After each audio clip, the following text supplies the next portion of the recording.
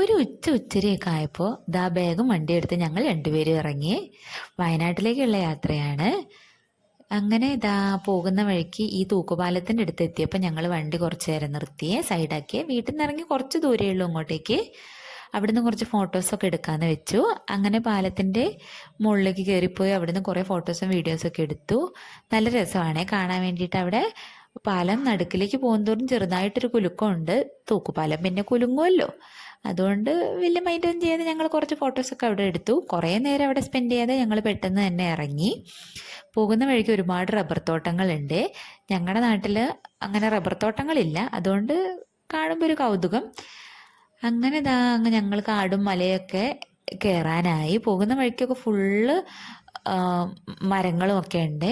ഈ ഡോം ഹൗസിൻ്റെ പരസ്യം കണ്ടോ?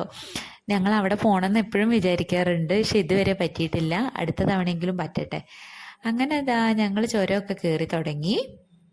കയറുമ്പോഴൊക്കെ നല്ല സ്മൂത്തായിരുന്നു. തീരെ വാഹനങ്ങളും ബ്ലോക്കും ഒന്നും ഉണ്ടായില്ല.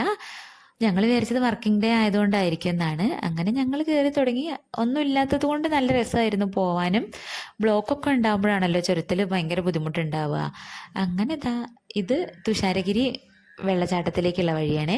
തിരിച്ചു വരുമ്പോൾ അവിടെ പോവാമെന്നും പറഞ്ഞിട്ട് അവിടെ നിന്ന് ഇറങ്ങാതെ ഞങ്ങളങ്ങ് യാത്ര തുടങ്ങി. പോകുന്ന വഴിക്ക് ഒരുപാട് കുരങ്ങന്മാരെ ഞങ്ങൾ കണ്ടിട്ടുണ്ടായിരുന്നേ.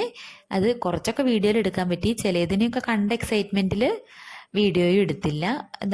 മുകളിലൊക്കെ ചെറുതായിട്ട് കോട ഉണ്ടെന്ന് തോന്നുന്നു. അവിടെയൊന്നും നിർത്തിയിട്ടുണ്ടായിരുന്നില്ല കേട്ടോ. ഞങ്ങൾ വണ്ടി എടുത്തിട്ട് നിർത്താതെ അങ്ങ് പോവുക ചെയ്തത്. കുറച്ചങ്ങ് എത്തിയപ്പോഴേക്ക് ബ്ലോക്കില്ലെന്ന് വിചാരിച്ചപ്പോഴേക്ക് കൊടും ബ്ലോക്കായിരുന്നു. എന്താന്ന് മനസ്സിലാവുന്നുണ്ടായിരുന്നില്ല. പിന്നെയാണ് മനസ്സിലായത്, ചുരത്തിൽ മരം മുറിക്കുന്നുണ്ടായിരുന്നു, അതുകൊണ്ടുള്ള ബ്ലോക്കായിരുന്നേ. അത്യാവശ്യം നല്ല ബ്ലോക്ക് ഉണ്ടായിരുന്നു. ടൂ വീലർ ആയതുകൊണ്ട് പിന്നെ ഞങ്ങൾ അധികം അങ്ങനെ കുടുങ്ങി കിടക്കേണ്ടി വന്നില്ല, വണ്ടി എടുത്ത് പോകാൻ പറ്റി. അങ്ങനെ ഞങ്ങൾ ചുരത്തിൽ വ്യൂ പോയിന്റിലെത്തി. അവിടെ ഞങ്ങൾ കുറച്ച് സമയം വണ്ടി നിർത്തി. എന്നിട്ട് മുകളിൽ നിന്ന് താഴേക്ക് നോക്കി നിൽക്കാൻ നല്ല രസമാണ്. സാധാരണയുള്ള അത്ര തിരക്കുണ്ടായില്ല, വർക്കിംഗ് ഡേ ആയതുകൊണ്ട് തന്നെയായിരിക്കും. അങ്ങനെ അവിടുന്നും കുറച്ച് ഫോട്ടോസും വീഡിയോസും ഒക്കെ എടുത്തിട്ട് ഞങ്ങൾ അങ്ങനെ കയറി കേട്ടോ.